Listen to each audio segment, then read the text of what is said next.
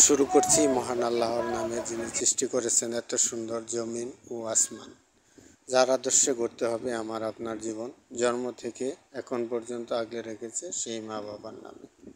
আমাদের প্রত্যেকের উচিত ভাগ্যকে দোষারোপ না করা, কারণ জীবনের যা কিছু ঘটুক না কেন তা আপনার ভাগ্যে ছিল এবং কোনো না কোনো পজিটিভিটি থাকে, এই জন্যই ঘটেছে। এমন একটি গল্প আমি আজকে শোনাব। এক গ্রামে এক বৃদ্ধ কৃষক বাস করত।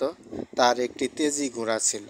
কৃষিকাজ, ভারী জিনিস বহনে নিত্যদিনের চলাফেরা সেই ঘোড়াটি ব্যবহার করত।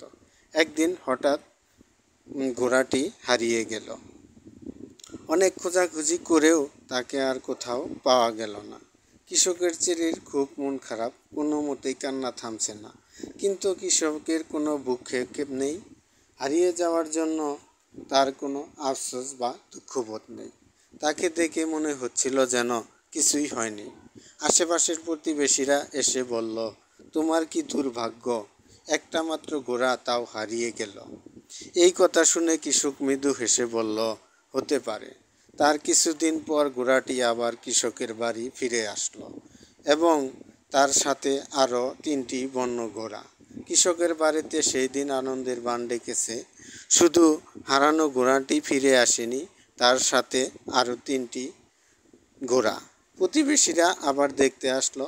সবাই বৃদ্ধকে বলতে থাকলো, তোমার কি সৌভাগ্য, হারানো ঘোড়া ফিরে তো পেয়েছ, সেই সাথে আরও 3টি ঘোড়া। কৃষক আগের মতোই হাসি মুখে বলল, হতে পারে।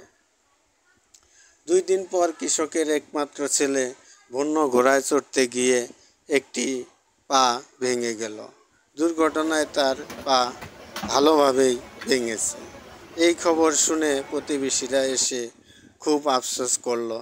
দুঃখ করে কৃষককে বলল, এমন করে ছেলের পা ভেঙে গেল, সত্যিই বড় দুর্ভাগ্য। কথা শুনে কৃষক লোকটি মুচকি হেসে বলল, হতে পারে। পরের দিন গ্রামের রাজার সৈন্যরা এসে হাজির। যুদ্ধের জন্য তারা গ্রামের যুবক ছেলেদের ধরে নিয়ে যেতে এসেছে। সবাইকে নিয়ে গেল। কৃষকের ছেলের ভাঙা পা দেখে সৈন্যরা তাকে নিল না। এইবার প্রতিবেশীরা এসে বলল, তোমার কি দেখছি অনেক বড় সৌভাগ্য, ছেলেকে আর যুদ্ধে গিয়ে মরতে হবে না। এখন যা দুর্ভাগ্য মনে হয়, পরবর্তীতে তা সৌভাগ্যে পরিণত হতে পারে এবং এর বিপরীত সত্যি। জ্ঞানীর ধর্ম হচ্ছে কষ্টের দিনে ভেঙে না পড়া, আনন্দের মুহূর্তে উচ্ছ্বাসিত না হওয়া। যে কোনো পরিস্থিতিতে শান্ত ও নির্মোহ থাকার গুরুত্ব অপরিসীম। রাসূল সাল্লাল্লাহু আলাইহি সাল্লাম বলেন, তকদিরে ঈমান আনা ঈমানের একটি স্তম্ভ।